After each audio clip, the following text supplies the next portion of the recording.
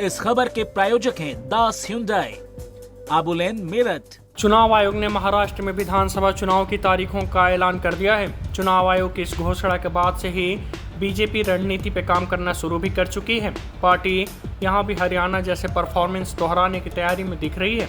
सूत्रों से मिली जानकारी के अनुसार पार्टी इसके लिए एक अलग रणनीति पे काम भी कर रही है। इस रणनीति के तहत बीजेपी जातीय समीकरण साधने के साथ साथ महायुति गठबंधन के काम को भी हाईलाइट करने पर भी फोकस कर रही है। बताया जा रहा है कि बीजेपी यहां 5 थ्योरी पे काम करती दिख रही है। चलिए आइए हम आपको बताते हैं कि 5 थ्योरी है क्या और इससे बीजेपी को कितना फायदा हो सकता है। इस चुनाव में मराठा वोटर्स भी एक बड़ी भूमिका निभाने जा रहे हैं। इस बात का अंदाजा तमाम राजनीतिक दलों को भी है।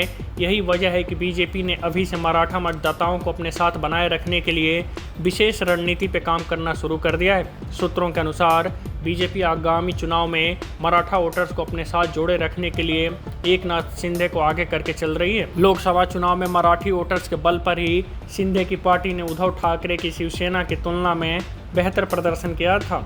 कहा जा रहा है कि बीजेपी ने मराठा समाज को ही आकर्षित करने के लिए फडणवीस की जगह शिंदे को सीएम बनाया था। अब इस चुनाव में बीजेपी का यह दाव फायदे का सौदा साबित हो सकता है। महाराष्ट्र के चुनाव में इस बार मुस्लिम वोटर्स का भी एक अलग ही प्रभाव दिख सकता है। बीजेपी भी इस चुनाव में मुस्लिम वोटर्स को लुभाने की कोशिश में जुटी दिखती है।